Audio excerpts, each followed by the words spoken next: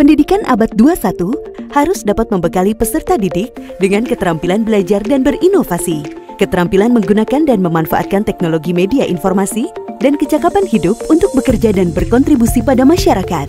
Keterampilan-keterampilan inilah yang dinamakan dengan konsep kecakapan hidup abad 21. Salah satu prasyarat untuk mewujudkan kecakapan hidup abad 21 adalah kemampuan literasi. Asesmen kompetensi minimum atau AKM dirancang untuk mengukur literasi membaca dan literasi matematika atau yang disebut numerasi.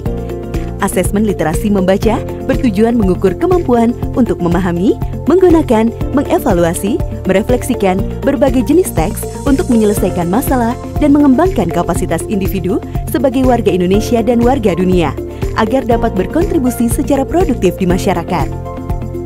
Sedangkan asesmen numerasi dilaksanakan untuk mengukur kemampuan berpikir menggunakan konsep, prosedur, fakta, dan alat matematika untuk menyelesaikan masalah sehari-hari pada berbagai jenis konteks yang relevan untuk individu sebagai warga negara Indonesia dan dunia.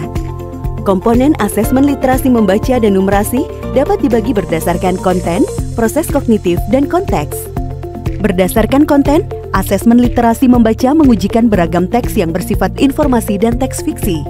Sementara asesmen numerasi mengujikan bilangan, geometri dan pengukuran, data dan ketidakpastian, serta aljabar. Berdasarkan proses kognitif dalam asesmen literasi membaca, murid diuji kompetensinya dalam hal menemukan informasi, menginterpretasi, dan mengintegrasikan isi teks, serta mengevaluasi dan merefleksikan isi teks dengan konteks lain di luar teks. Sementara itu, asesmen numerasi melibatkan proses pemahaman konsep, kemampuan penerapan konsep untuk masalah rutin, serta bernalar untuk menyelesaikan masalah non-rutin. Berdasarkan konteks, asesmen literasi dan numerasi yang diujikan kepada murid mengangkat konteks personal, sosial budaya, dan saintifik. Ada beragam bentuk soal dalam AKM. 1. Pilihan ganda. Murid hanya dapat memilih satu jawaban benar dalam satu soal. 2. Pilihan ganda kompleks. Murid dapat memilih lebih dari satu jawaban benar dalam satu soal. 3. Menjodohkan. Murid menjawab dengan cara menarik garis dari satu titik ke titik lainnya yang merupakan pasangan pertanyaan dengan jawabannya. 4. Isian singkat. Murid dapat menjawab berupa bilangan, kata untuk menyebutkan nama benda, tempat, atau jawaban pasti lainnya. 5. Uraian. Murid menjawab soal berupa kalimat-kalimat untuk menjelaskan jawabannya.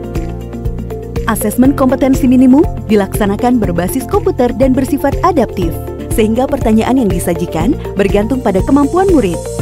Jika murid dapat menjawab benar, maka selanjutnya dapat diberikan soal yang lebih kompleks. Sebaliknya, jika murid menjawab salah, maka soal berikutnya adalah soal yang lebih sederhana. Peserta asesmen kompetensi minimum adalah seluruh satuan pendidikan, baik sekolah, madrasah, maupun satuan pendidikan kesetaraan. Tidak semua murid dapat mengikuti asesmen ini, karena peserta akan dipilih secara acak. Setiap peserta asesmen kompetensi minimum mengerjakan 4 jenis tes, yaitu tes literasi membaca, tes numerasi, survei karakter, dan survei lingkungan belajar. Peserta mengerjakan asesmen selama 2 hari. Untuk jenjang SD atau MI dan paket A, asesmen dilaksanakan selama 75 menit per sesi tes dan pengisian angket selama 20 menit.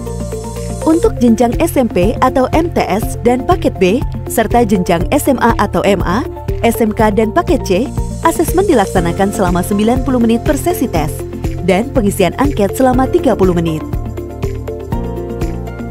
Hasil asesmen nasional tidak ditujukan untuk individual murid. Laporan hasil asesmen ditujukan untuk level sekolah dan daerah. Laporan ini digunakan sebagai alat refleksi diri sekolah untuk perbaikan pembelajaran.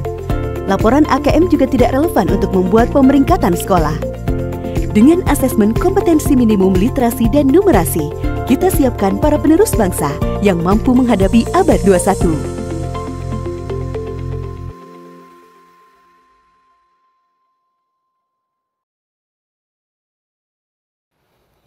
Demikian video pada kali ini. Saya ucapkan terima kasih yang sudah menyaksikan dan subscribe video ini. Kita berjumpa kembali pada video-video berikutnya di Umar Andi Margon Channel. Dan saya akhiri, wassalamualaikum warahmatullahi wabarakatuh.